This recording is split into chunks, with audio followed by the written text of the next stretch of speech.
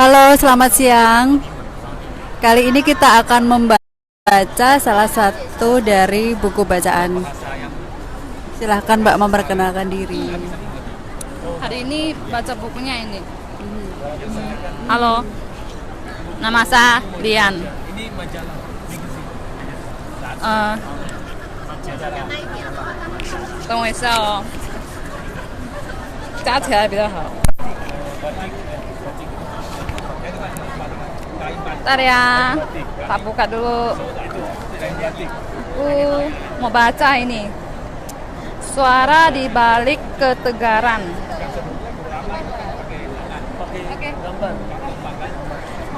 Bagi seorang perempuan, kebahagiaan bukan terletak pada harta yang menjulang, menyentuh angkasa, namun hati yang senantiasa dicurahi perhatian dan dibingkahi kesetiaan oleh pasangannya, karena disitulah sebenarnya cinta akan tumbuh dan tumbuh. Frerisa sangat bahagia bisa menikahi lelaki tampan, lelaki yang dicintainya tanpa syarat. Roman. Lelaki Brasteren yang pendiam. Pendiamnya itu yang menyimpan misteri dan menciptakan karisma tersendiri, membuat Frerisa jatuh hati. Sikap keras kepala Roman sudah Frerisa ketahui sejak mereka masih pacaran. Namun, rasa cinta dan satu kata maaf yang keluar dari mulut Roman selalu mampu meluluhkan hatinya. Cinta memang berat, cinta memang hebat. Senantiasa ada 1000 pintu maaf yang terbuka untuk sebuah kesalahan. Cinta juga tak mengenal dendam. Cinta membuat manusia berpikir untuk selalu memberi kesempatan dan kesempatan, bahkan sampai mengantarkannya pada kekecewaan demi kekecewaan. Dikaruniai buah hati yang lucu, membuat Frerisa merasa rumah tangganya semakin kokoh. Segala lika-liku kehidupan selama ini mampu diatasinya dengan baik. Dia percaya suaminya sepenuhnya semua karena cinta. Selama ini suaminya tak pernah berulah macam-macam seperti cerita Lena, sahabat karibnya, yang curhat kepadanya seraya menangis sesegukan ketika tahu suaminya selingkuh dengan sekretarisnya, atau Merlin yang bercerita tentang sakit hatinya melihat suaminya kembali menjalin hubungan dengan mantannya setelah bertemu di Facebook. Segala kemudahan jejaring sosial banyak disalahgunakan. Namun tidak dengan Roman. Suaminya selama ini tak pernah menampakkan gelagat yang mencurigakan. Roman termasuk pemilih teman, dan sebagian teman-temannya Frerisa mengenalnya dengan baik. Frerisa yang super memang mudah diterima teman suaminya, bahkan dari kalangan bisnis. Keluarga Roman pun sangat menyayangi Frerisa, terlebih saat melihat bagaimana Frerisa melawat mertuanya yang lumpuh, bahkan saat meninggal hanya Frerisa yang di sampingnya. Frerisa senantiasa percaya nasib akan mengalir seperti air. Manusia tak kuasa melawan takdir. Semua sudah ada catatannya, yang mesti dijalani sejak manusia terlahir dan menangis untuk pertama kali di bumi. Sejak itu, perjuangan manusia dimulai. Dan dia yakin Tuhan tak pernah memberi cobaan di luar kemampuan umatnya. Bila saatnya telah tiba, semua akan menuju satu tempat yang indah dan membahagiakan.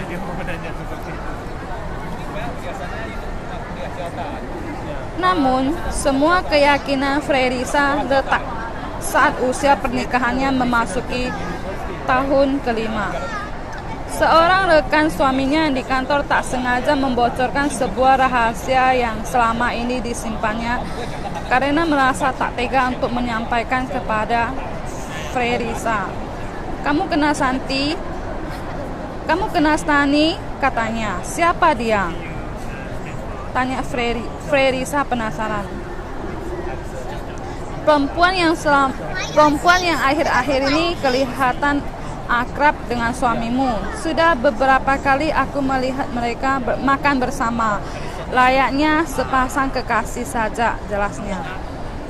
"Maaf ya, Frerisa, aku tak ada maksud jahat untuk hanya berharap dengan memberitahu kamu bisa mencari jalan keluar.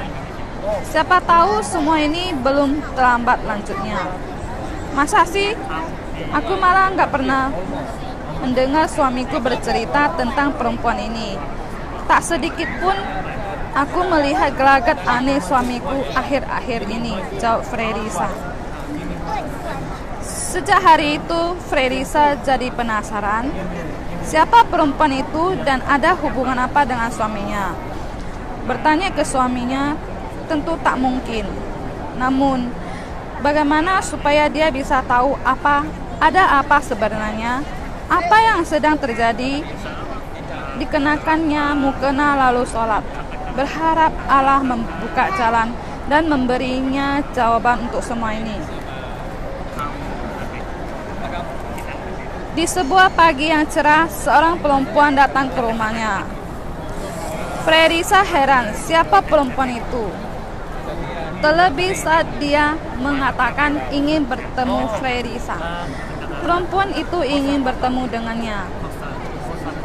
Namun dia tak tahu kalau yang dihadapannya adalah Frerisa. Aneh sekali. "Maaf, Anda siapa ya?" tanya Frerisa bingung. "Boleh saya masuk, Mbak?" tanyanya balik. Boleh, silakan," jawabnya. "Apa Mbak bernama Frerisa?" tanyanya lagi. "Iya, ada apa?" Frerisa kian merasa aneh. "Saya mau minta izin, Mbak, untuk merestui hubungan saya dengan Roman. Kami akan menikah siri." Tak ada hujan, tak ada petir. Meski kalimat itu terucap dengan irama datar, namun membuat Frerisa terdiam dan mematung. Mulutnya terasa tertutup rapat, tak bisa berbuka. Katanya gemetar, tangannya dingin. "Mbak," panggil perempuan di depannya. Mbak, suaranya yang nyaring membuat Frerisa tersadar. "Tidak, aku tak percaya semua ini. Roman tak mungkin mengkhianatiku. Tak mungkin. Dia sama sekali tak pernah menyinggung tentang hal ini. Siapa kamu? Apa hubunganmu dengan Roman?" Pertanyaan yang bertubi-tubi terlontar dari mulutnya yang bergetar. Amarah menjalari tubuhnya seakan-akan meloncat-loncat sampai ke ubun-ubun. Dia mau menanyakan "Maafkan atas kelancangan saya menemui Mbak. Mungkin seharusnya saya memperkenalkan diri lebih dulu. Kata-kata bisa dibentuk jadi Nama saya Stani. Saya sudah menjalin hubungan dengan Roman hampir setahun. Saya yakin kami saling mencintai. Namun saya berjanji, sekalipun Roman menikahi saya, Roman tak akan menyia-nyiakan Mbak, dan saya tidak akan mempersulit Roman. berarti single words kan. Tapi sebagai perempuan saya tetap butuh status Mbak," jelasnya panjang lebar. "Tidak, keluar!" teriak Frisa geram. "Siapa kamu berani-beraninya mengusik rumah tanggaku?" "Hah, pergi!" teriaknya seraya mendorong Stani keluar dari rumahnya. Di atas sajadah, Frisa menangis sejadi-jadinya. Sungguh dia tak percaya suaminya yang pendiam dan tak banyak tingkah justru mengkhianatinya. Rohman dengan rapi menutupi semua darinya. Tak pernah sekalipun terbesit di kepala Frerisa cinta Roman sudah pindah ke lain hati. Hati Frerisa sakit. Dadanya tiba-tiba sesak. Ingin rasanya berteriak. Terlebih ingin sekali dia menganggap ini semua hanya selembar mimpi. Entah berapa lama ia lalu dalam kekecewaan, menangis dan menangis di atas sajadah. Pintu perlahan terbuka. Roman memasuki kamar. Melihat Roman mendekatinya, disekanya air mata. Tatapan tajam dan kebencian Frerisa menghujam. Namun, semua itu tak membuat Roman mundur. Mungkin Roman sudah tahu semuanya. Pasti Stani sudah menceritakan semua padanya. Frerisa, maafkan aku. Aku hilaf. Maafkan aku, sayang. Bukan bermaksud tak menceritakannya padamu, namun aku takut menyakitimu. Hah? Apa? Kau takut menyakitiku? Dengan diam-diam begitu? Sejujurnya kau telah merobek hatiku. Sungguh aku tak mempercayai semua ini, ujar Frerisa marah. Frerisa, maafkan aku. Aku hilaf, ujarnya dengan raut wajah memeras. Tidak, aku tak mungkin memaafkanmu, teriak Frerisa seraya mendorong Roman menjauh dari tubuhnya. Plak! Sebuah tamparan mengagetkan Frerisa. Beginilah sejak masa pacaran. Kalau marah, Roman bisa tanpa sadar main tangan. Frerisa sudah paham betul tabiat suaminya. Oleh sebab itu dia lebih memilih mengikuti semua kemauan Roman. Ia trauma. Pukulan-pukulan itu bukan saja meninggalkan lebam di raganya, tapi merajam di hatinya. Namun semua akan baik-baik kalau Roman sudah meminta maaf padanya, tapi tidak untuk malam ini.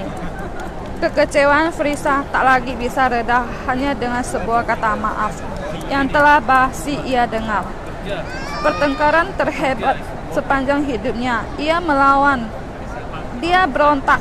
Bukan saja pertengkaran mulut, keduanya bahkan saling memukul. Emang kamu kira aku bodoh? Kau kira aku diam berarti bisa maumu memperlakukanku? Pukul lagi, pukul. Pukul aku sampai kau puas, tantang Frerisa. Semalaman Frerisa menangis sampai akhirnya dia tertidur menjelang pagi. Keesokan harinya ia meminta mama mertuanya untuk menemani anak-anaknya.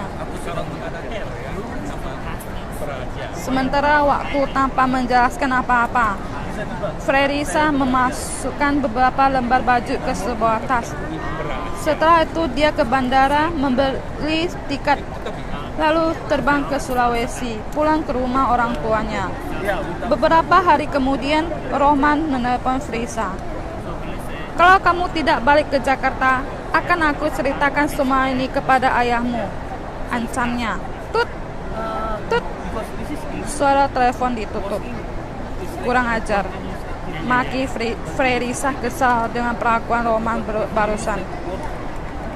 Belum sempat ia menjawab telepon, sudah tak bisa dihubungi lagi.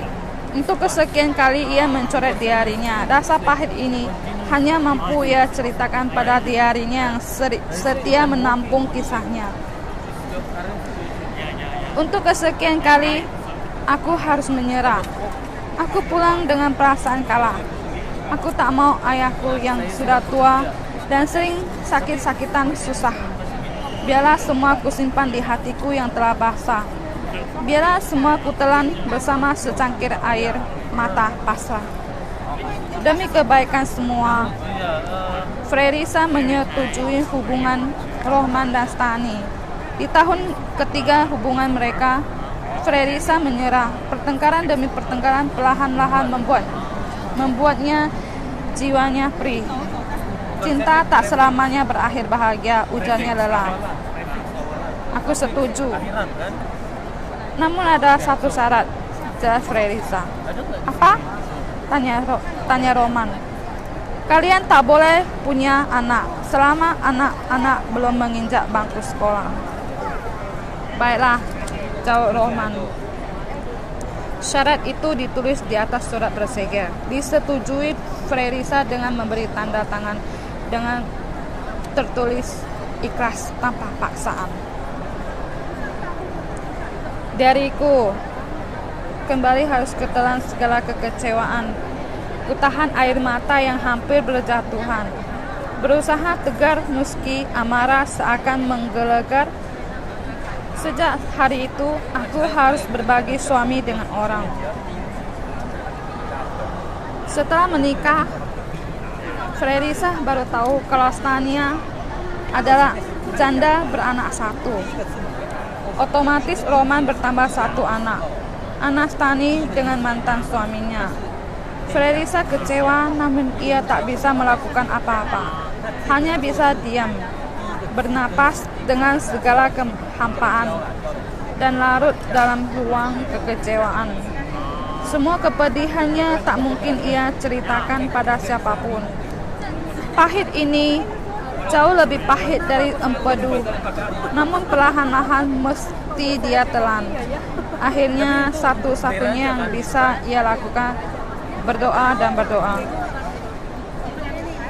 Frerisa yakin seyakin-yakinnya apapun ujian pasti ada hikmah di balik semuanya. Frerisa seorang mualaf, paham benar hukum-hukum Islam. Muslimin boleh menikahi lebih dari satu istri asal mampu menafkahinya, dan tak ada alasan baginya untuk menghalangi Rohman. Terlebih melihat anak-anaknya masih kecil, membuat keegoisannya luluh. Dia tak ingin membuat mereka kehilangan ayahnya.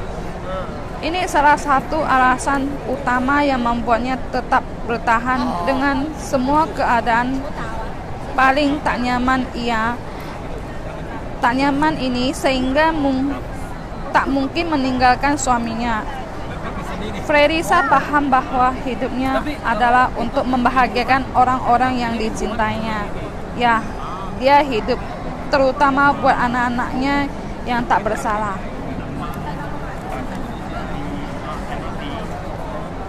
Frerisa mesti bisa menahan dan kuat menghadapi semua ini. Dia harus tetap berdiri menghadapi kenyataan. Setahun kemudian, kembali untuk kesekian kalinya, Frerisa kecewa. Stani hamil. Kabar yang didengarnya benar-benar membuatnya kecewa. Stani dan suaminya melanggar janji yang telah mereka buat. Setelah sebulan Stani hamil, Frerisa mendengar kabar Stani untuk masuk rumah sakit. Gejala yang dirasakan Stani sama dengan kehamilan umumnya. Misalnya mual-mual, sering pusing, hingga malas mengonsumsi apapun sehingga kondisinya lemah. Namun, di bulan keempat, Stani kembali mesti masuk rumah sakit. Ternyata ia hamil di luar kandungan. Rasa nyeri yang tak tertahan tiba-tiba menjalar di perut bagian bawah, juga mengalami pendarahan, sehingga mengakibatkan Stani pingsan. Pendarahan harus segera dihentikan melalui tindakan operasi mengangkat rahim dan seluruh saluran telur yang pecah. Frerisa mengetahui semuanya saat suaminya meminta maaf karena dia merasa ini adalah buah dari dosa melanggar janji. Dalam hatinya, Frerisa membenarkan makna sebuah kalimat, manusia berbuat, langit melihat. Sebagai perempuan, Frerisa merasa tak tega. Menurutnya, apalah artinya seorang perempuan tanpa rahim? Tanpa rahim, seorang perempuan tak lagi utuh. Rahim adalah kebanggaan seorang perempuan, karena di sana bakal kehidupan selama 9 bulan berada.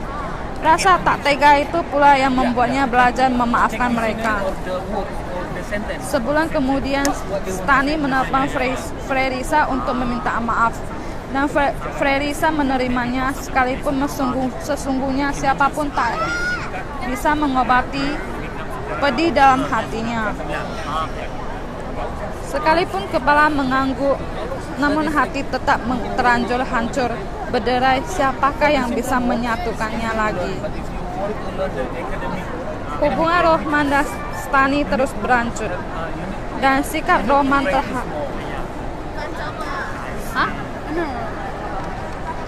Hubungan Roman dan Stani terus berlanjut, dan sikap Roman terhadap Frerisa serta anak-anaknya semakin jauh saja rasanya. Sakit ya, Yobi. Tak apa kalau Roman tak memperlakukanku dengan baik. Namun kenapa pada anak-anaknya, darah dagingnya sendiri tak ada rasa sekali kasih sayang? Anak-anakku tak bersalah, mereka penghiburku. Namun aku tak bisa memberikan sebuah rumah yang penuh cinta. Sampai suatu waktu krisis melanda Indonesia, secara otomatis banyak perusahaan tumbang satu persatu. Usaha Roman perlahan-lahan bangkrut. Atas desakan orang tuanya, Stani meminta Roman menceraikan Frerisa, sehingga bisa membuat perhatian yang lebih baik pada Stani. Namun Roman tidak mau. Apapun alasannya, Roman tak akan pernah menceraikan Frerisa. Akhirnya Stani meminta cerai dari Roman, lalu dia menikah dengan laki-laki pilihan orang tuanya. Roman yang berada dalam keterpurukan usaha mesti berhadapan dengan perceraian dengan Stani. Roman benar-benar down. Butuh 3 bulan bagi Frerisa dengan seluruh perhatiannya menyadarkan Roman. Saat Frerisa kewalahan menghadapi ulah-ulahnya, namun sebagai istri,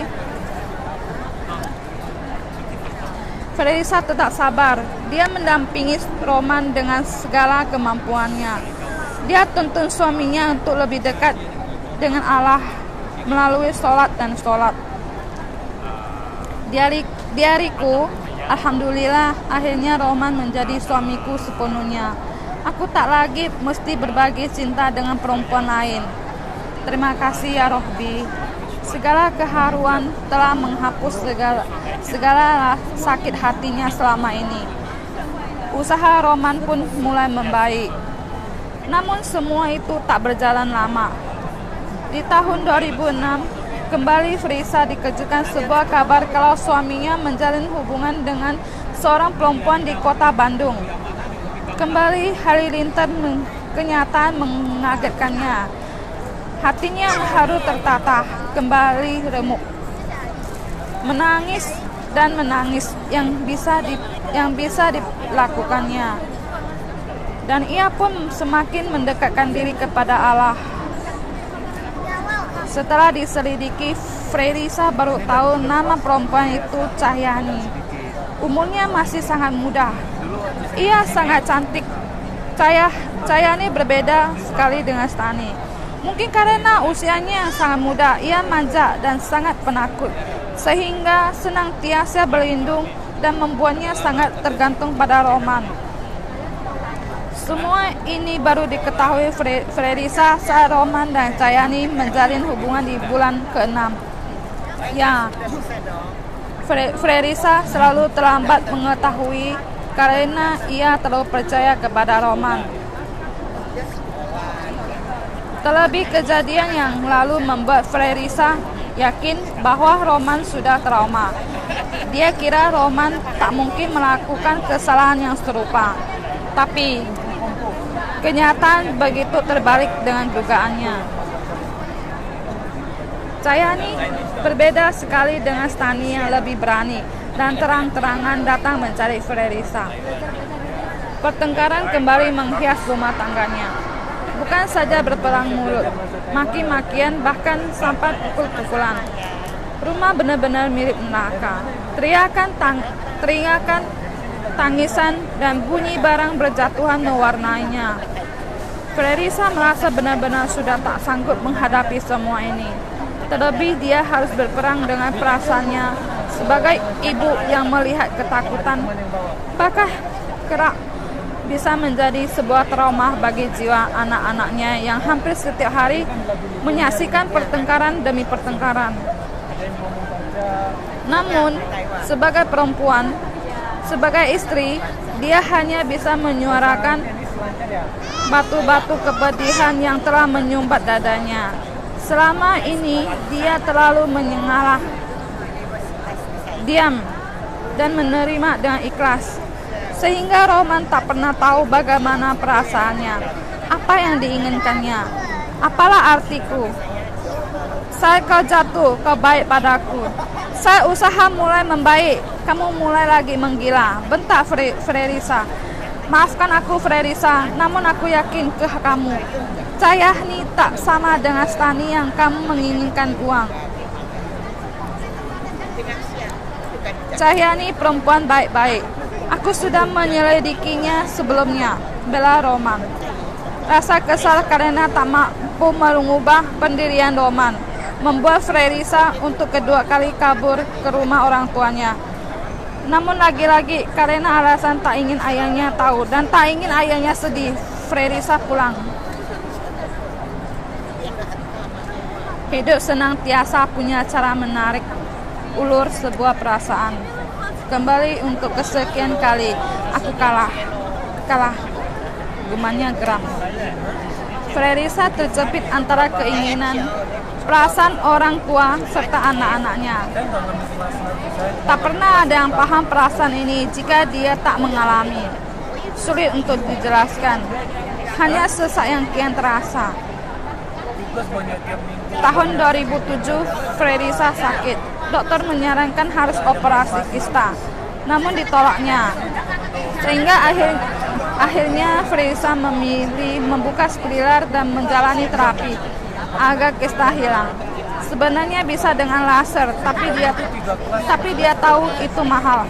Dia lebih memilih uang itu untuk dikirim ke ayahnya yang di usia senjanya.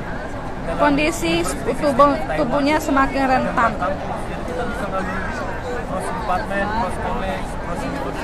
3 bulan kemudian Frerisa hamil.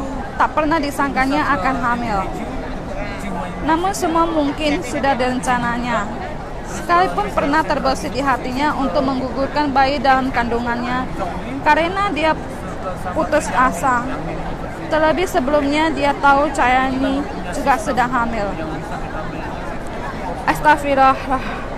Masa istri tua dan istri muda sama-sama hamil, pikirnya.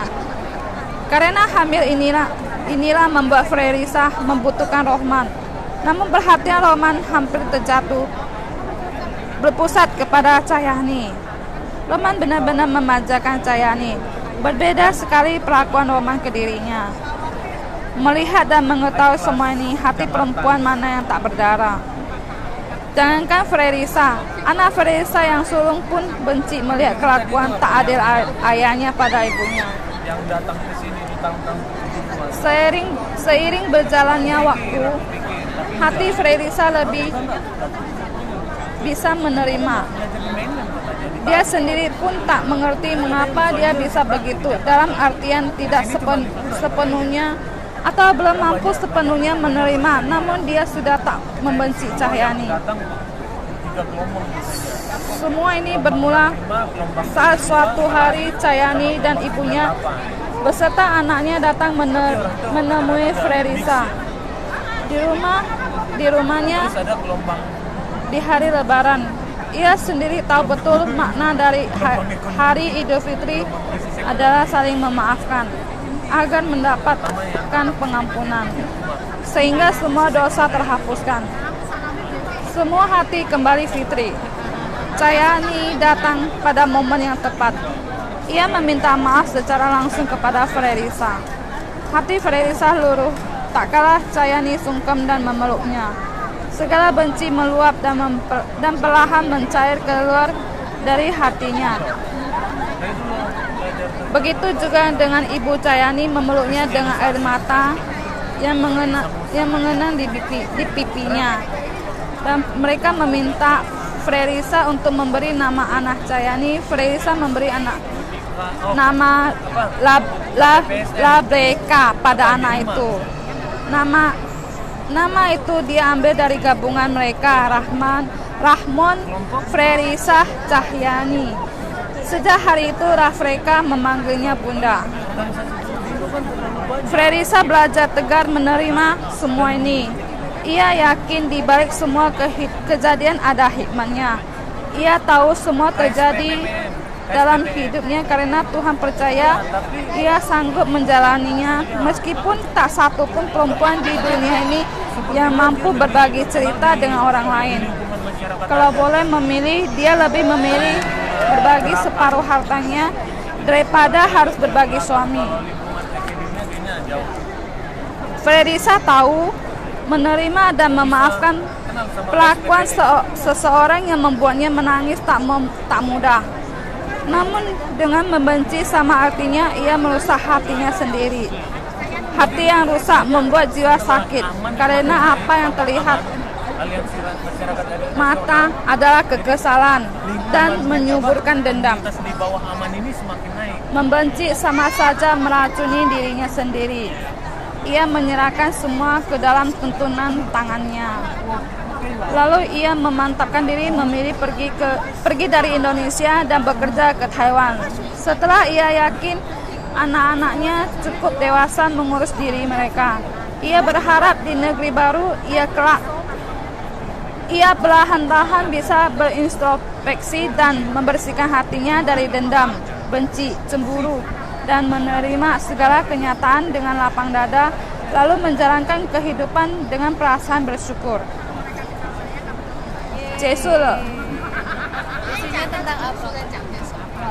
这个书就是好，这个封面。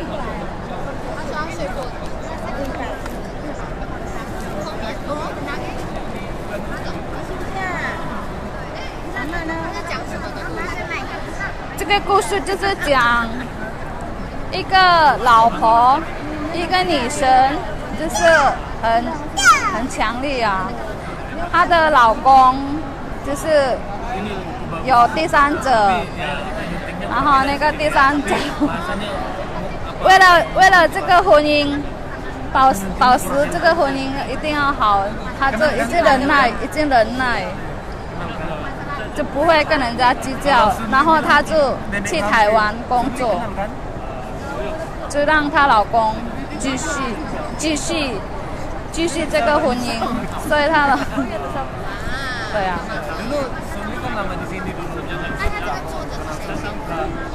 这个是谁写的？什么意思？谁写的？就是郭丽娜。他是谁？她是一个叫什么？新住民，在云林。认识他吗？我认识她。这个故事也是真的啊，也是在台湾。对啊，我觉得她真的很厉害。那你为什么想要介绍一下他的另外一本书？对啊，这个就是这个叫做是什么？诗，小诗，这短诗。这个我不是很了解，因为这个他写这个什么意思？你要去了解它，你才会懂里面是讲什么。他为什么出这么多本书？对啊，他就是写这个啊，专门写这个。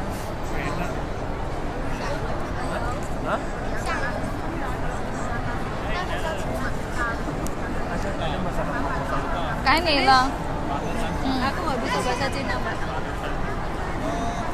花关掉，回在那下去。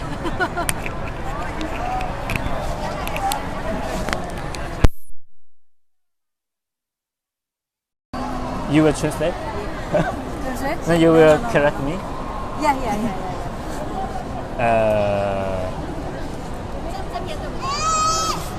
But I speak slowly.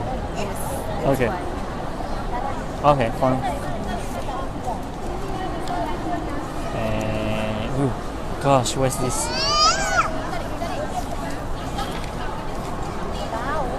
You want to read this? Oh, Maybe this one. oh, Okay, you can start. What's your name?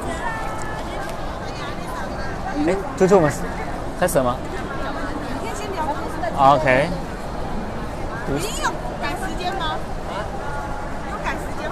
Okay, we can start. Yeah. Nama saya Aceh and sedang saya membaca buku ini yang nama berjudul Sedangkan Julid Pedik. Okay. Sedangkan Julid Pedik. Setiap senja aku selalu melihatnya duduk di sana dengan baju yang sama dan sedangkan bunga tulip putih di tangannya. Perempuan itu selalu memandang jauh ke tengah laut lepas seolah menanti seseorang yang tak jua kunjung tiba. Ia tak peduli deburan ombak yang berkejaran di pantai dan sisa-sisa riak kecil menjelati kaki telanjangnya. Zubaidah itulah namanya, seorang perempuan yang tak pernah tergerus nilai-nilai modernisasi zaman.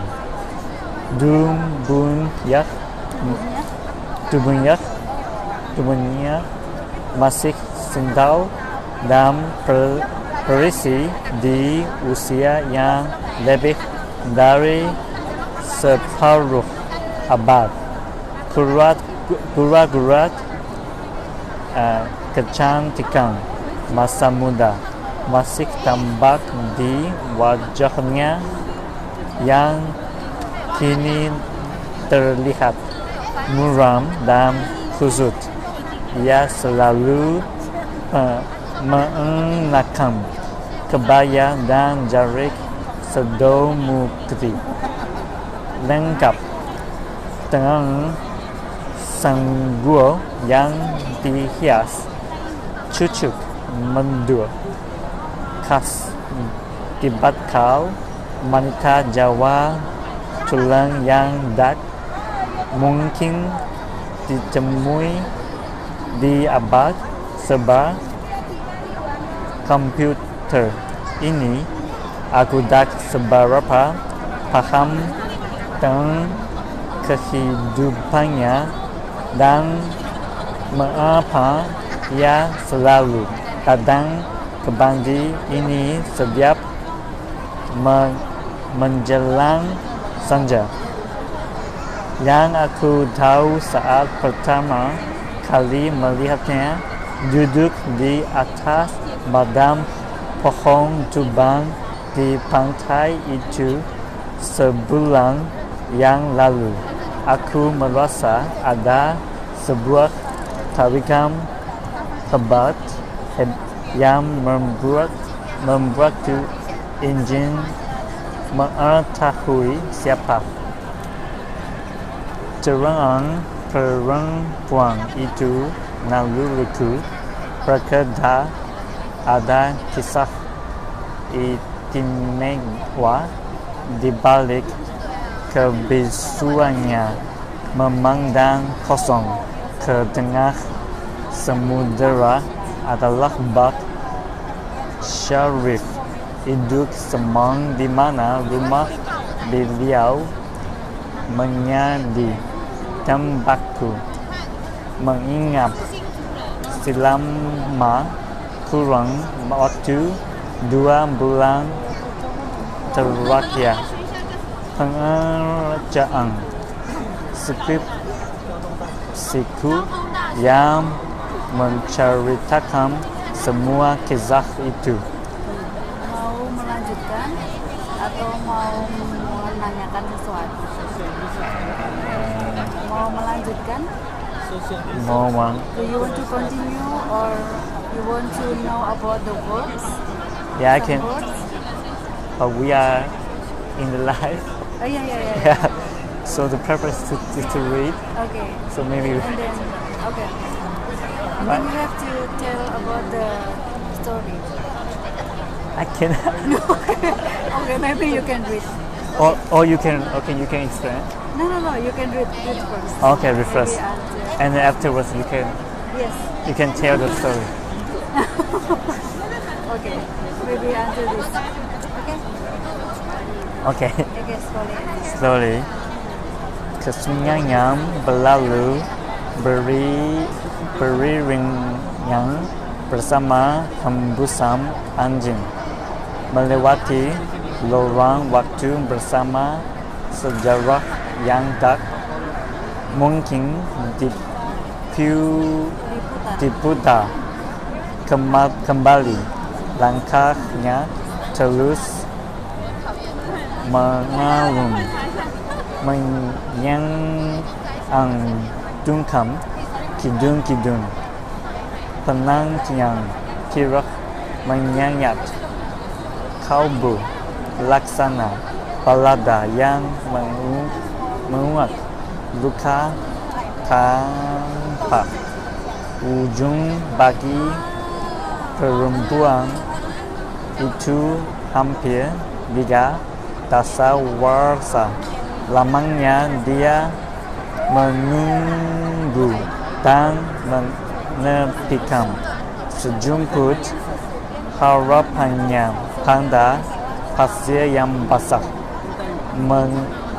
menggantungkan impian seraya menghirup aromat laut, sedia menemani camar-camar yang datang dan pergi mencari rezeki setia seperti cara ia menunggu Ramadi sang pelahang jiwa yang kini entah di mana rimbanya, namun keyakinannya begitu kuat suatu saat entah kapan dekati itu akan datang dan membawakan seikat bunga tulip untuknya seperti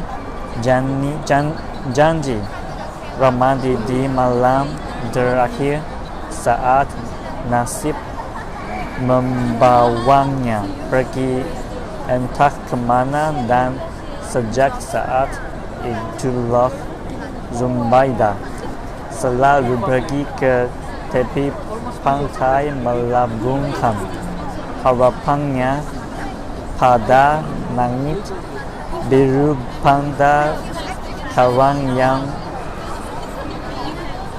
berdiri kokoh menghadang guruan ombak.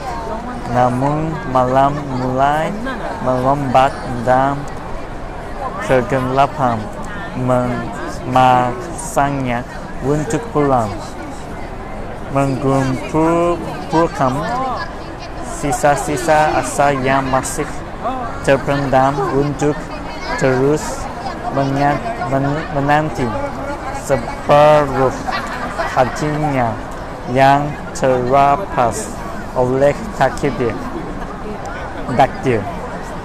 Kelip malam lampu mercusuar mengiringi langkah tertatinya menembus pekat di atas sana terpotong berulang menyambur malu-malu tersapu awan tipis yang menutupinya.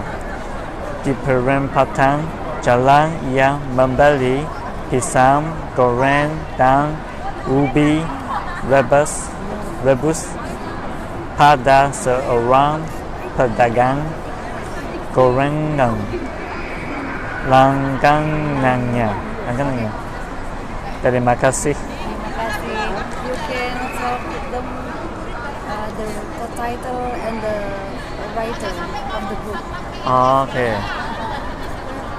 What's the title? Yeah, the title. English? Bahasa Indonesia. Title ini adalah Sedangkan Julid Bulik. What about author? Author is penulis adalah Susana Nisa Indak Dan kawan-kawan. dan kawan-kawan. Oke, terima kasih. Ya. 那讲一下哪个版的啦？不要懂吗？拿去家里拿去 stand。你叫他解释一点，那个是讲什么给你？ Oh, so would you mind to translate, give some explanation about the story for the audience? And then I pass the microphone to you, and then now it's your turn, MC turn. Indonesia? In Indonesia? Oke, sebenarnya novel yang dibaca oleh Aceh ini tentang penantian seorang perempuan berusia hampir 50 tahun. Dia menantikan kekasihnya yang pergi entah di mana, tidak pulang-pulang. Nah, si perempuan itu masih cantik seperti perempuan-perempuan zaman dulu gitu. Jadi dia setia menunggu kekasihnya untuk datang. Itu isi ceritanya. Tutu. Ya.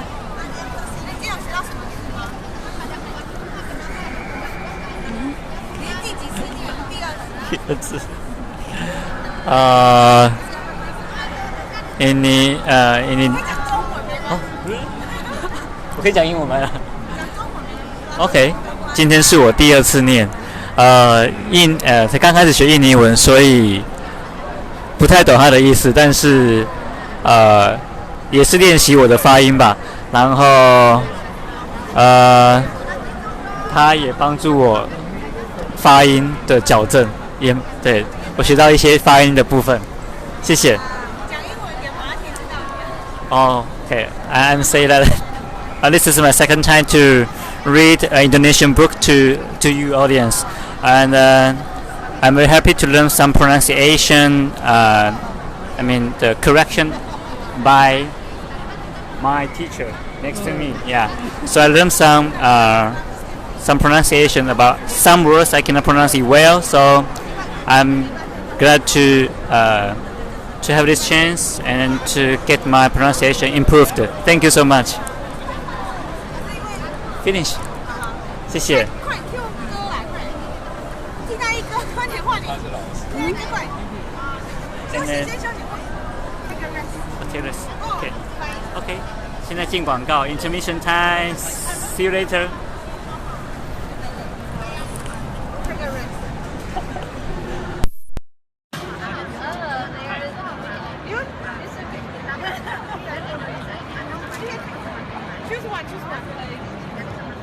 I just read my. You read your No. Mentiger. Mentiger. Yeah. It's a story about how someone can kill someone. because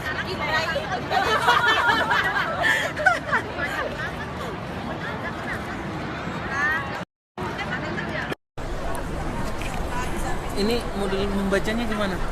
Yang membaca biasa. Baca biasa. Mau kayak Bang Saud juga boleh. Janganlah. Aku orang biasa. Sampai mana tadi ya?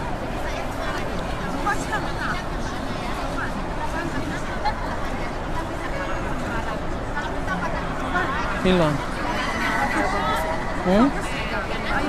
Apa? Iya. Enak ceritanya, nggak terlalu lurus, berliku-liku. Itu enaknya.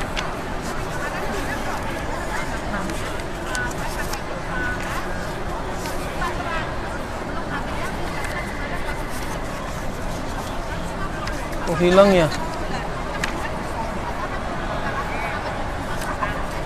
Ada tadi sudah kulipat.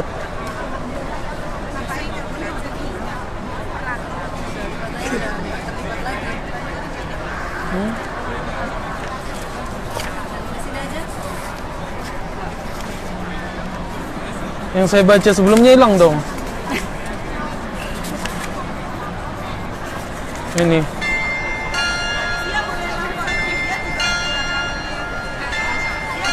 Kok bisa hilang ya?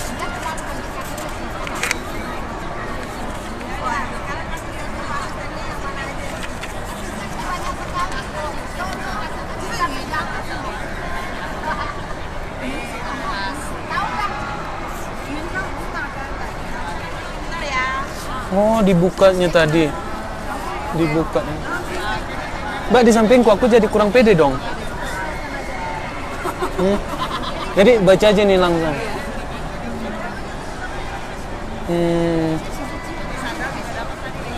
Tapi kayaknya kurang enak melanjut dari sini. Dari bab 2 aja langsung. Langsung baca aja. Ya.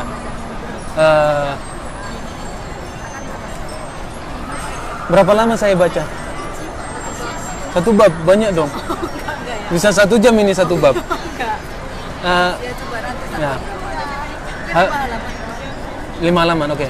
Harimau itu putih serupa angsa, ganas sebengis ajak. Mameh pernah melihatnya suatu kali, sejenak keluar dari tubuh Margio, seperti bebayang. Sebelum tak pernah ia melihat itu pun setelahnya. Hanya satu pertanda bahwa harimau itu masih ada di sana. Dan Mameh tahu, meski ia tak tahu apakah orang lain tahu, pertanda itu hanya tampak di dalam gelap di mata Margio yang mendadak berkilau kuning serupa milik kucing. Awalnya Mameh takut melihat mata itu dan lebih cemas harimaunya sungguh keluar dari sana. Namun bersama berlalunya waktu dan sebab terlampau sering melihat sepasang cahaya dalam gelap itu, ia tak lagi cemas. Ia bukan musuhnya. Ia tak akan melukai dan sebaliknya. Barangkali harimau itu ada di sana untuk melindungi mereka. Margio sendiri menemukannya suatu pagi, kala terbangun dari tidur seorang diri di surau. Berminggu lalu sebelum ia minggat.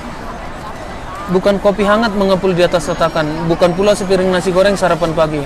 Tetapi seekor harimau putih rebah di sampingnya, tengah menjilati kakinya sendiri. Ia terbangun disebabkan ekor si harimau yang menari, menyapu kaki telanjangnya, dan sejenak ia berpikir itu tepukan tangan Mas Soma membangunkannya, mengajaknya salat subuh. Tapi ternyata hari telah pagi dan di luar hujan turun dengan wajah semesta yang kelabu. Nyata semalam hujan besar dan tak ada orang datang di kala subuh. Tentu saja ia rada terkejut, demikian tergocangnya hingga apa yang bisa ia lakukan hanya diam tercekat dan memandang takjub pada binatang gempal yang iseng itu sendiri. Ia tahu binatang itu tak sungguh-sungguh hidup. Sepanjang 20 tahun hidupnya, ia telah keluar masuk rimba raya di pinggiran kota dan tak pernah menemukan harimau semacam itu. Ada harimau pohon yang kecil, ada babi, ada ajak. Tetapi tak ada harimau putih hampir sebesar sapi. Itu menghangatkan dirinya pada kakeknya. Bertahun lampau, matanya dibikin berkaca-kaca dan tangan telur perlahan mencoba meraih kaki depan si harimau. Benda itu sungguh-sungguh ada di sana.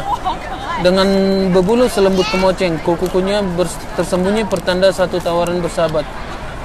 Dan kakinya terangkat, tangan Margio meraihnya dan lari, dan kaki si harimau menepuk kecil serupa anak kucing genit bermain-main. Margio meraihnya gesit, namun si harimau menghindar berguling lalu mengambil kuda-kuda siap menyerang. Sebelum Margio sempat menghibur, ia telah menubruknya, dan di sana mereka berguling-guling, dan hanya karena Margio sanggup menahan beban binatang itu mereka berhenti. Margio masih berbaring, si harimau kembali menjilat kakinya, bersimpuh di sampingnya. Lembut Margio menepuk baunya sambil menyapa, "Kakek." Dahulu kakeknya tinggal jauh di desa. Sebuah motor ojek bisa menghantarkannya ke tepi hutan. Tetapi deretan warung yang dikenal sebagai Pasar Jumat menjadi tempat pemberhentian segala kendaraan. Sebab berikutnya adalah jalan tanah membukit. Gerobak sapi barangkali bisa memaksakan diri, tapi pemilik ojek enggan melakukannya. Untuk mengunjungi sang kakek, Margio harus berjalan kaki melintasi hutan angsana dan cengkeh. Di jalanan dihias pula pohon mahoni hingga rimba liar yang hanya diakrabi para pemburu. 1 jam perjalanan melintasi hamparan bukit itu, Margio sangat mengenalnya. Sebagaimana babi-babi korbannya kelak juga mengenalnya. Di seberang bukit terdapat sebuah perkampungan berbatasan dengan sebuah pesantren yang memiliki sawah-sawah dan kolam ikan. Tetapi kakeknya tidak tinggal di kampung itu. Margio bisa melepas lelah di sana. Beberapa orang telah dikenalnya setelah berkali melewatinya, dan ia akan melanjutkan perjalanan sebelum sore jatuh. Sebab ia mesti melintasi sungai lebar dan tak ada rakit setelah pulang tiba. Rakitnya terbuat dari lonjoran-lonjoran bambu, diikat pada satu kawat yang membentang dari satu tepi ke tepi lain. Pengemudinya berdiri di haluan dengan menarik tambang kawat. Ia menyerahkan rakit perlahan, dan jika arus membuat rakit tak terkendali, ia akan mempergunakan galah panjang. Sungainya dalam dan berair tenang. Tak ada buaya, namun ada tikar penggulung, binatang mitologis yang tak pernah ditemukan, namun sungguh ditakuti anak-anak. Rakitnya mampu membawa puluhan orang, kadang sapi dan domba, dan berkarung-karung padi dan hasil bumi. Dan mereka cukup membayar 10 perak untuk sekali lintas. Turun dari rakit bukan akhir perjalanan Margio. Ia mesti naik bukit lagi di jalan setapak yang licin betul. Dan di puncak bukit ia akan melihat hamparan sawah maha luas. Di tengah keluasan itulah terdapat sebuah kampung penuh tanam dan rumah-rumah dengan nyiur menyundul langit, serupa oase gurun, dan di sana kakeknya tinggal. Pada umur 8 tahun, Margio telah melakukan perjalanan itu seorang diri untuk pertama kali. Selepas itu ia mempergunakan setiap kesempatan untuk pergi ke sana, berjumpa kakeknya, tak peduli waktu perjalanan yang bisa merampok separuh harinya. Perjalanan selalu merupakan saat-saat menyenangkan, dan setiap kali berkunjung ia akan membawa pulang setandan pisang dan sekeranjang durian, atau sekarung duku yang pasti bikin senang Mame, juga ibu dan ayahnya. Kadang-kadang jika ia begitu ingin pergi namun tak ada uang untuk ojek, ia akan berjalan pula sampai Pasar Jumat dan terus berjalan sampai rumah kakek dan tetap tenang. Demikian seringnya ia melalui setapak itu. Lain waktu ia menjelajah beberapa jalan baru, membuatnya cepat bersahabat dengan banyak penghuni kampung serta jin penghuni rimba. Dan dikala ia menjadi bagian pemburu babi, orang tak akan cemas tersesat selama ia ada bersama mereka. Kakeknya tinggal bersama nenek di sebuah pondok, tetap bugar bahkan hingga ketika orang menemukannya telah mati dengan damai di atas tempat tidurnya. Sehari-hari ia mengurus sawah dan kebun. Sebelum kelak sawah dan kebun itu lenyap dijual ayahnya tanpa bekas. Margio sangatlah menyukai kakeknya yang tak bongkok meski rambutnya perak tanpa celah. Sebab sang kakek akan membawanya ke parit kecil dan menyebutnya sebagai kerajaan jin. Jangan sekali-sekali menggoda gadis jin, katanya selalu. Namun jika seorang gadis jin jatuh cinta padamu, ambillah sebab itu anugerah. Kakeknya bilang gadis jin sangatlah cantik, dan ia selalu berharap suatu kali berjumpa dengan gadis jin, dan berharap pula salah satu dari mereka jatuh cinta kepadanya. Meskipun kemudian tampaknya ia tak pernah datang, walau berkali ia mendatangi parit kecil tersebut. Di atas segalanya, harimau kakek merupakan kisah yang paling menakjubkan. Sebagaimana diceritakan Mak Muah, pendongeng desa mereka, banyak orang di kampung itu memiliki harimau. Beberapa dari mereka mempunyai sebab kawin dengan harimau. Yang lain memperolehnya dari warisan yang diturunkan dari generasi ke generasi. Kakek memiliki itu dari ayahnya, dan ayahnya dari ayahnya, dan dari nenek moyang yang barangkali tak lagi diingat siapa yang pertama kawin dengan harimau. Mamua akan mendongeng di teras rumah di malam-malam yang hangat. Anak-anak bergerombol di samping dan belakang dan di kakinya. Dengan beberapa gadis memijit-mijit pundaknya. Jika ia mendongeng di sore hari, gadis-gadis itu akan mencari kutu di rambutnya. Ia selalu punya cerita yang belum dikisahkan, dan ia tak perlu mengarang-arang itu semua. Sebab sebagaimana katanya, semua itu sungguh terjadi di masa lampau, sebagaimana ia dengan dengar dari pendongeng sebelumnya, dan pendongeng itu mendengarnya dari yang sebelumnya lagi. Atau kisah-kisah itu memang terjadi juga pada saat ini dan hanya dimengerti oleh orang-orang terpilih, dan saja Mak Muah merupakan nenek tua yang terpilih. Sepanjang yang diingat Margio, Mak Muah tak punya laki dan tak anak, dan anak punya dan tak punya kerja pula, kecuali mendongeng dan mendongeng. Ia boleh pergi ke dapur siapapun dan makan di sana. Dan seseorang akan datang ke gubuknya membawa makanan. Orang-orang mencintainya, terlebih anak-anak. Ia punya cerita tentang buta yang berkutu ular dan kalajengking di rambutnya, namun hanya makan umbi rumput teki. Ada cerita tentang putri-putri jin yang menculik pemuda tampan dan membawanya ke kerajaan mereka. Jin-jin ini tidaklah jahat asal tempat-tempat mereka tidak terganggu. Tempat-tempat itu telah dikenali Margio berupa mata air, palung sungai, puncak bukit, pohon besar, dan menara masjid. Namun tetap saja tak ada yang lebih menarik minat Margio melebihi harimau putih yang menjaga mereka. Kata Mak Muah, harimau itu adalah bersama pemiliknya dan selalu menjaga diri dari segala mara bahaya. Kata Mak Muah pula, kakeknya termasuk salah satu yang memelihara harimau putih. Tapi kakeknya tak pernah punya cerita tentang harimau itu sebab ia masih kecil katanya, dan tak mungkin bisa menjinakkan binatang buas semacam itu.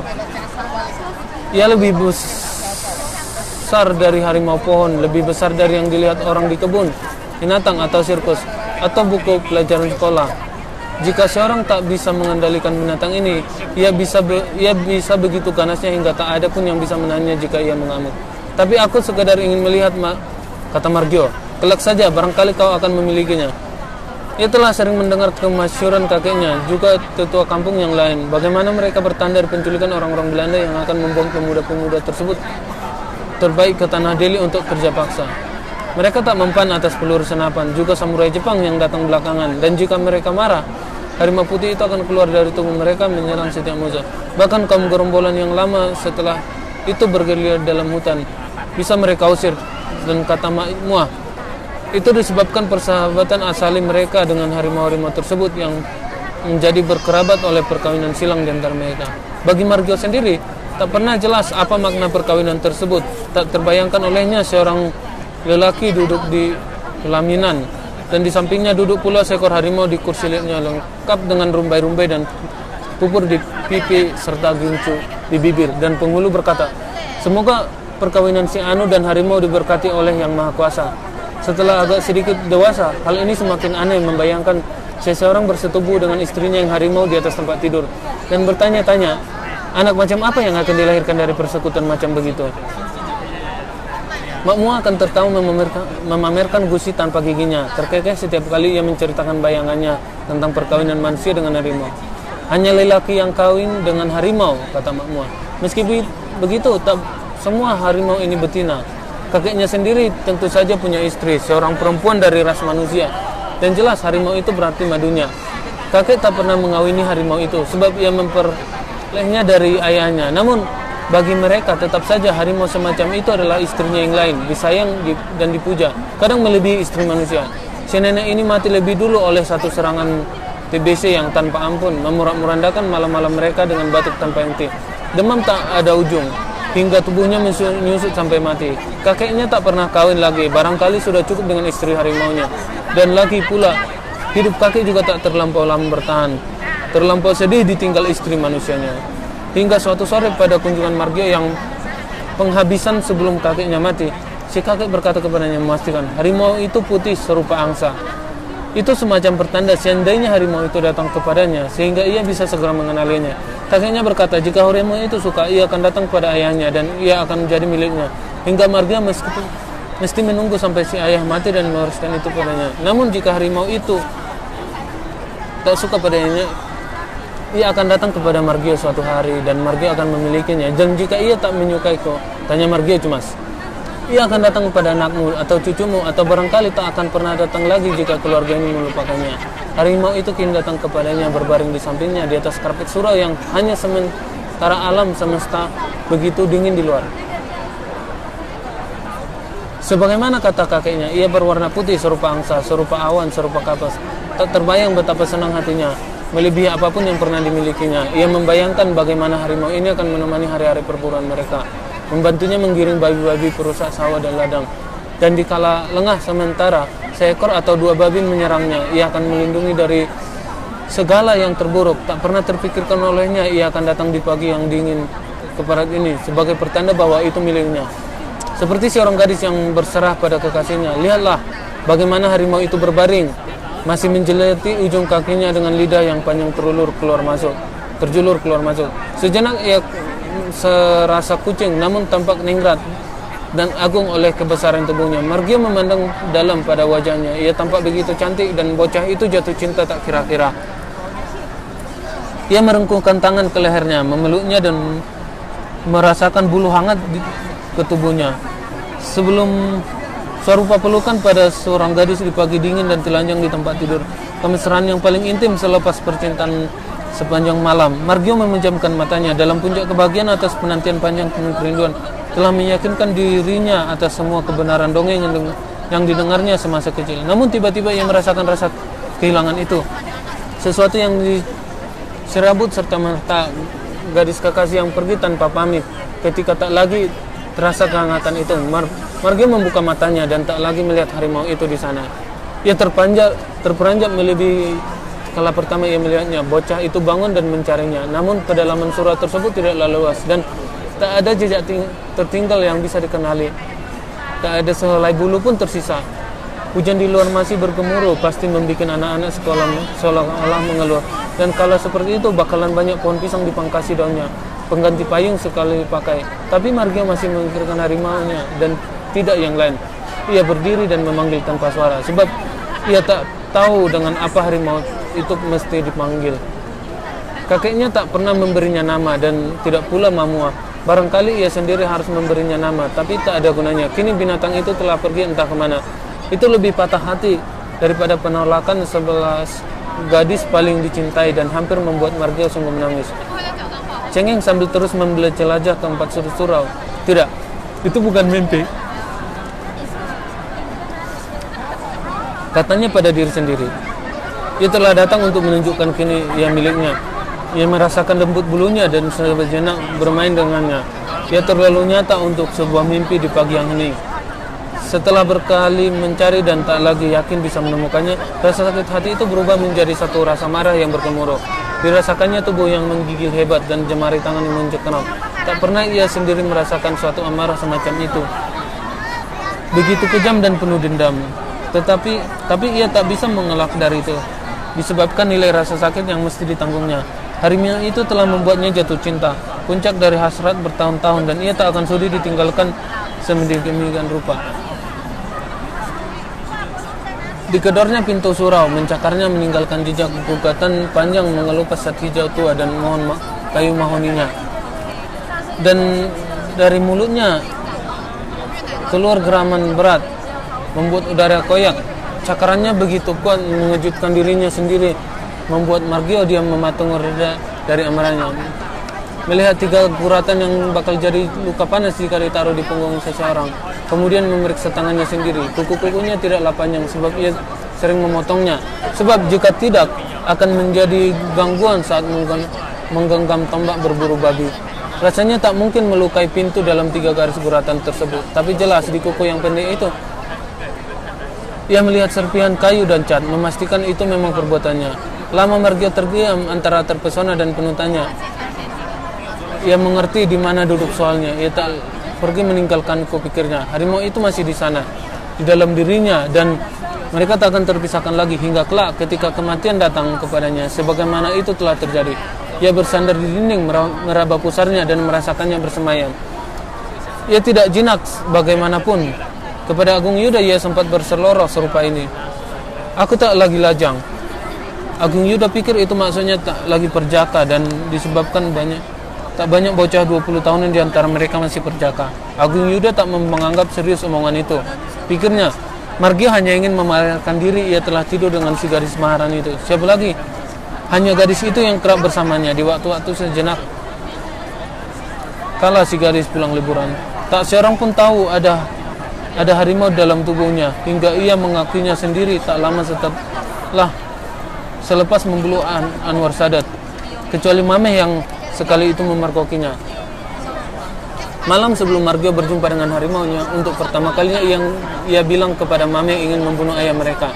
Mameh pernah mendengar itu dari seorang, sebab Margio berkali-kali memaki di pos ronda dan kata-kata yang keluar adalah semacam itu, dan bahwa jika sempat ia ingin dibunuhnya Komar bin Sueb, tapi hal itu tak pernah terjadi dan tak ada tanda-tanda akan terjadi. Itu hanya omongan seorang bocah yang marah tanpa ampun kepada ayahnya, dan kemarahan itu sering reda bersama berlalunya waktu.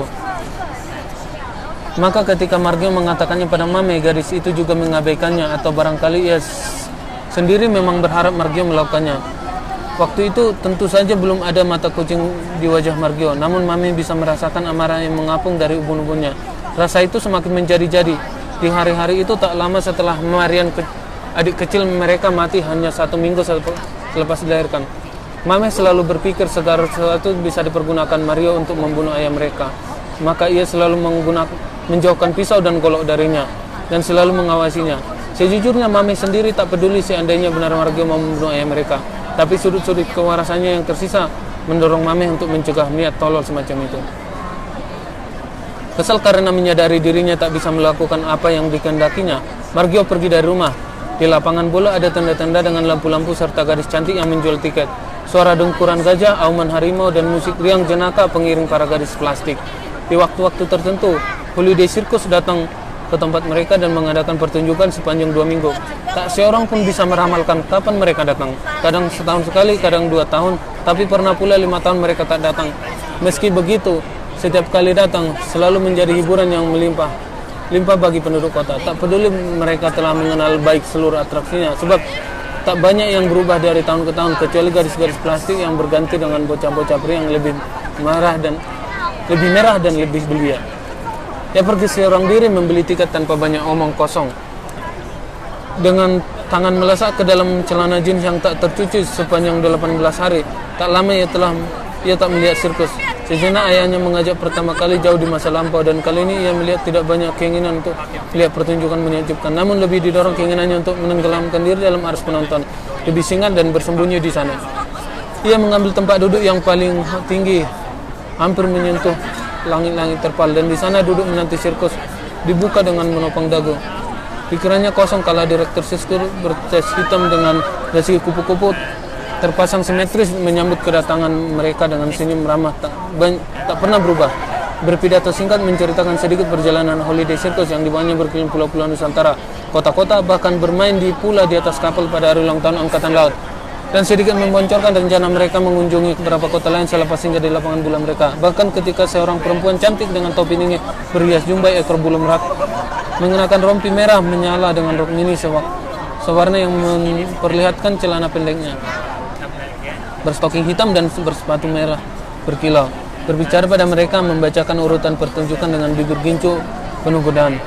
Margio bertahan dalam ketermenungan, dan ia tak memikirkan kecabulan macam apa pun sebagaimana sering ia lakukan saat melihat perempuan-perempuan cantik dengan dandanan provokatif semacam itu. Ia masih bertopang dagu, malahan kini sedikit memejamkan matanya dihapit seorang perempuan gemrot yang datang bersama anak kecilnya. Kedua mereka tak henti-hentinya mengunyah kacang hingga suara gigi mereka lebih ribut di telinga Margio daripada musik pengiring sirkus.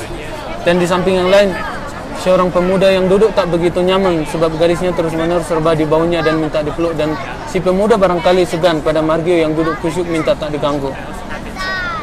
Tadinya ia berharap bisa menghibur diri dan melupakan kabut kemarahan yang dibawa dari rumah dengan melihat gadis plastik. Tak ada hal lain yang dipikirkannya menarik, kecuali gadis-gadis kecil dengan tungkai kaki indah dan tubuh meliuk-liuk di atas meja bulat berputar, kadang bergelantungan di tali melintang-melintang. Ia memejamkan mata sebab tak ingin melihat orangutan yang naik motor kecil berputar-putar, dan kala berhenti pawangnya harus menarik motor itu dari belakang. Mereka meskipun anak-anak bertepuk ramai. Badut-badut yang membayal lebih tampak menyebalkan daripada jenaka, hingga ia berpikir untuk mengutuk mereka jadi badut kartu sungguhan. Namun kala gadis-gadis plastik keluar dan mereka berlompatan membuat menara tinggi sebelum ambruk dengan cara paling indah, apa yang ditunggu itu tak juga memberi kesan apapun. Margio hampir pergi meninggalkan tempat duduknya dan berpikir untuk pergi ke warung Agus Sofian untuk minum.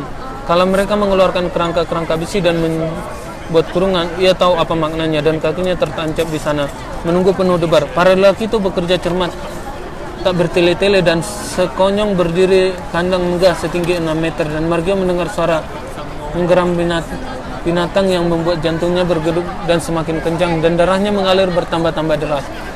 Ia tak lagi duduk bertopeng dagu. Tangannya jatuh di atas lutut dan pakaiannya jadi kuyup oleh bulu mengguyur. Ia menantikannya dengan sangat sabar melihat pintu kandang disambung dengan bokong sebuah truk. Seorang pawang menunggu di sana dengan pakaian peraknya berkilauan serta cambuk terjulur ganas. Pintu truk terbuka dan dengan enggan binatang anggun itu melenggang menuju kandang. Kadang ia hendak balik ke truk sebelum si pawang memaksa mencambuk lantai menakutinya dan si harimau masih enggan melompat ke tengah kandang. Capek aku. Ya udah, selesai aja. Udah.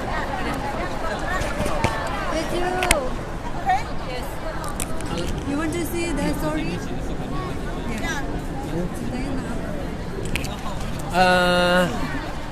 Novel karangan Eka Kurniawan berjudul Lelaki Harimau atau Man Tiger. Man Tiger. Jadi buku ini bercerita tentang seorang laki-laki yang telah membunuh seseorang dengan cara menggigit lehernya sampai putus. Jadi ini sebenarnya menceritakan dalam diri lelaki seorang yang kelihatan alim, yang kelihatan polos, ternyata ada sisi harimaunya yang bisa memakan orang lain hingga membunuh orang lain, seperti itu.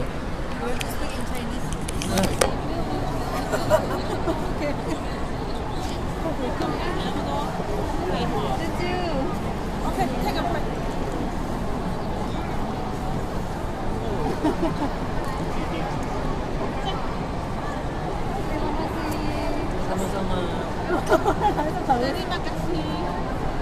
Ya, Chef. Take one. Take one. Ya. Hai, Chef. Hadiah.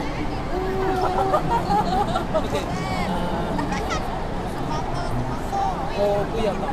Hah? Iya, Pak. Iya, Pak. Ini, iya. 这个有，这个有。全部有。This game.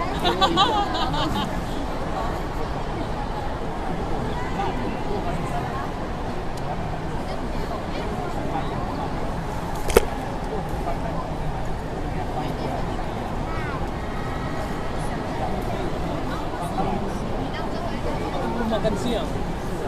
是哪个故事啊？你要念吗？比较好的故事啊。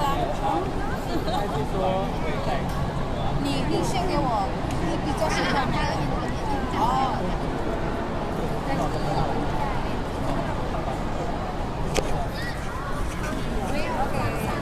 Selamat membaca.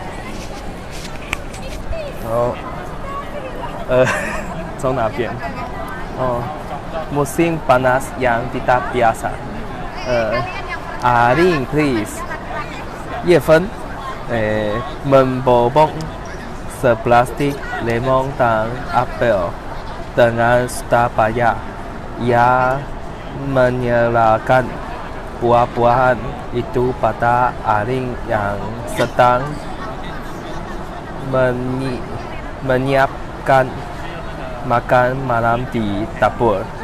Ini untuk apa, kakek? Tanya Aring. Snack kalos, lemari es beku, kartu, kata Yeven terbata-bata dan tidak jelas. Aring merasa perlu berdiam dulu sekian detik untuk memahami maksud Yeven. Ia menganggukkan bibir sambil merebahkan kelopak matanya. Tangannya tertatak membuat gestur bertanya. Simpan besok aku buat, ucap Yeven. Aring menghentikan puntak dan segera menyimpan apel dan lemon itu di lemari es di antara jalanan buah-buah. Oh, jajaran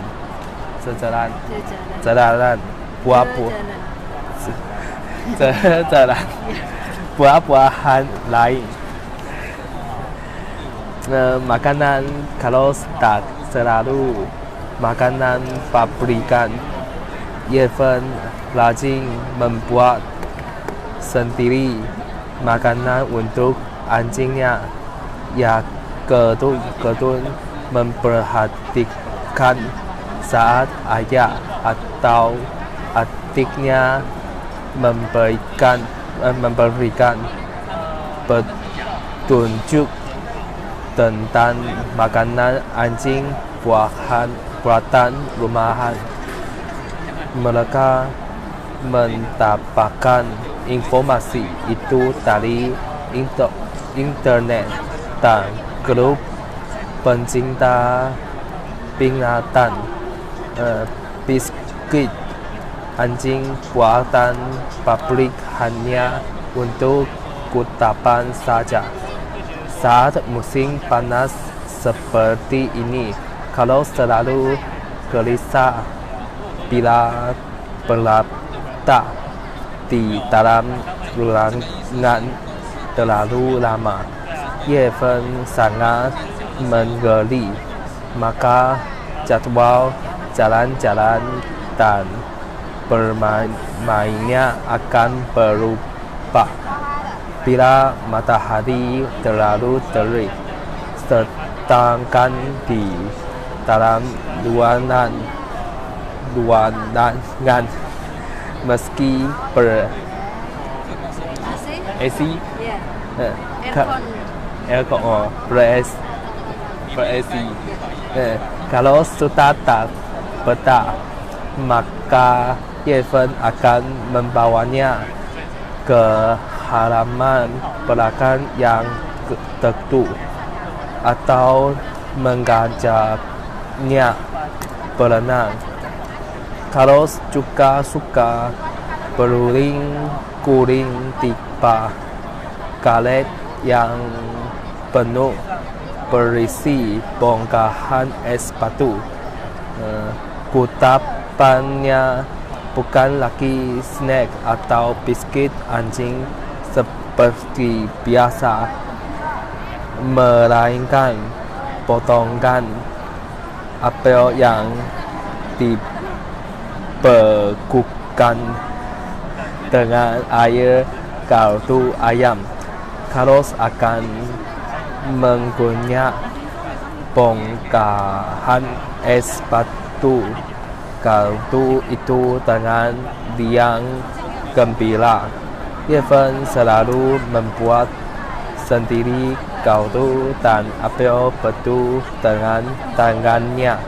Aling hanya membantu melepaskan tulang ayam untuk membuat kaldunya. Rajin sekali Evan mengiris apel-apel itu menjadi bentuk tatu kecil atau korek api. Terkadang ia membuatnya dengan ditemani Carlos yang hilir mudik di kakinya. Carlos akan menyalak sesekali dan selalu menggesekkan bulu-bulunya di kaki Evan.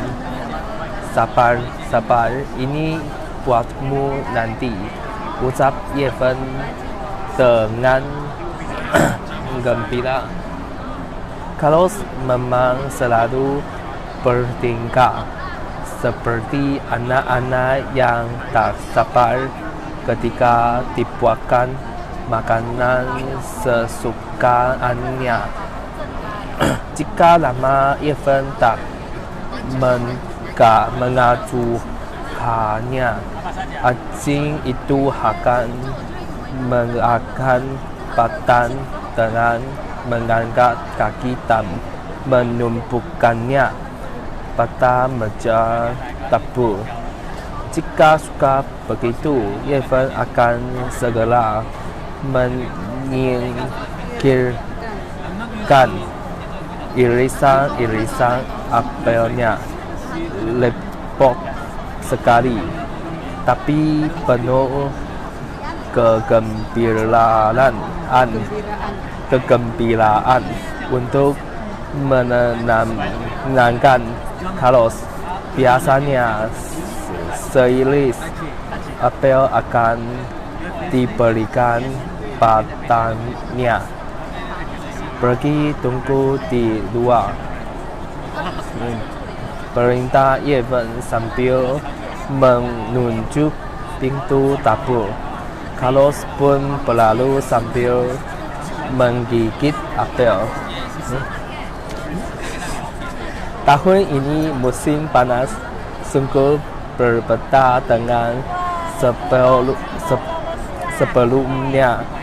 Beberapa kali suhu mencapai hampir 40 derajat. Oh, 40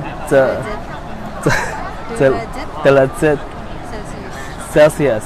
Celsius. Taiwan tak pernah mengalami hal ini dalam 60 tahun terakhir.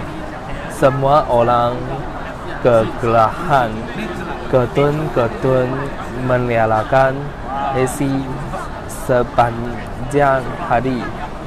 Berita tentang anjing atau anak yang terkena heat stroke karena tertinggal di dalam mobil beberapa kali ditayangkan TV.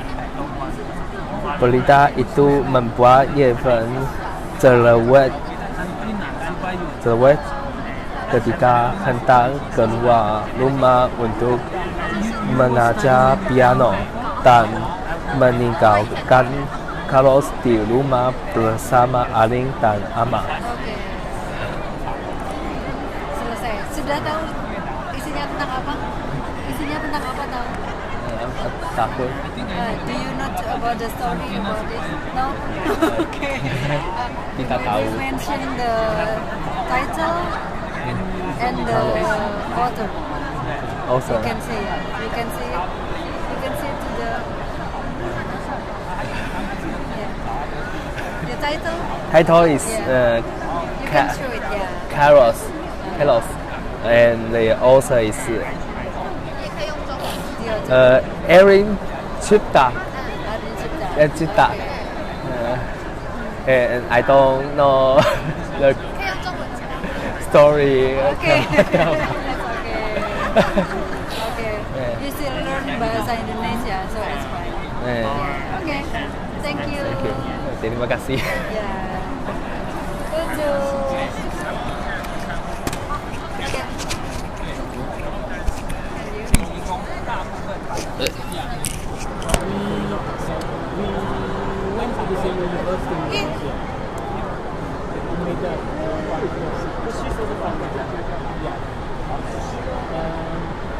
Vivian finish，因为我们这个半小时让他们先交完。